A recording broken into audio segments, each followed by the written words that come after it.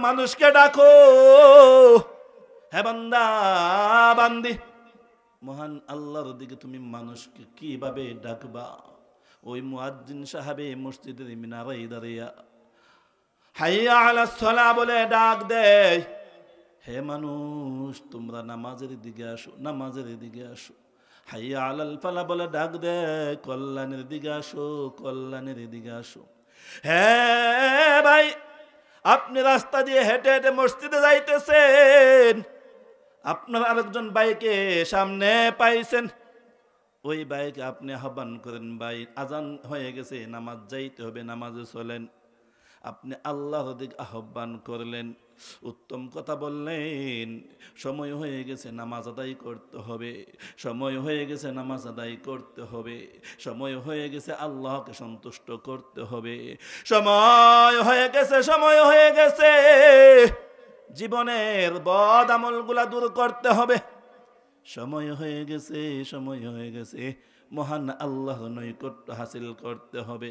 হে দুনিয়ার নরনারী, শুনিয়া লও, শুনিয়া লও, তোমার আমার বাক্যটা যদি উত্তম হয়, কথাবার্তা আলাপ আলোচনা যদি উত্তম হয়, আর একজন মানুষকে যদি আল্লাহর দিকে আহ্বান করে, ওমান আহসানু কাওলাম মিম্মান দাআ ইলাল্লাহ ওয়া আমিলা সালিহা, ওই বান্দা যখন আমলে সালিহের মধ্যে পড়ে যাবে, ওই বান্দা বান্দি যখন আমলে সালিহের মধ্যে করতে থাকবে, সালিহিন বান্দার অন্তর্ভুক্ত হয়ে যাবে, নেক আমলের মাধ্যমে নেক আমল করতেই থাকবে, নেক আমল করতেই থাকবে।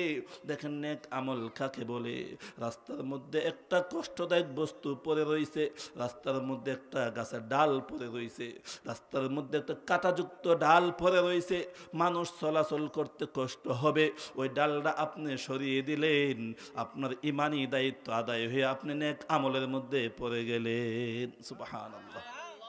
হ্যাঁ দুনিয়ার মানুষ, শুনিয়া লও, শুনিয়া লও, ওই জবানকে যদি উত্তম বানাইতে পারি, তাহলে আমি আমার আমলকে নেক আমল বানাইতে পারবো।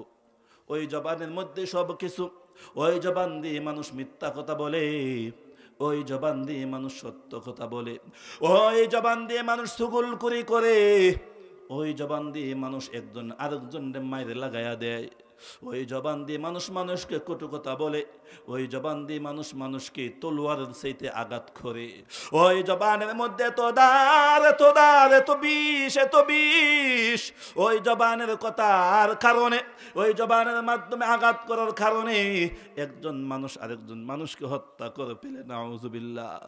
আর এই জবানের মধ্যে এত মধু, এত মধু, এই জবান দিয়ে যদি কেউ সুন্দর সুন্দর কথা বলে, মানুষকে আল্লাহর দিকে আহ্বান করে, ওয়াকালা ইন্নানি মিনাল মুসলিমিন, আর বলে আমি একজন মুসলমান, আমার ধর্ম হচ্ছে ইসলাম, আমি মুসলমান, ওই জবানের মধ্যে তো মধু থাকে, মধু থাকে, ওই জবানের কথা শুনে হাজার হাজার মানুষ ওই জবানওয়ালা ব্যক্তির পিছনে দৌড়াতে থাকে।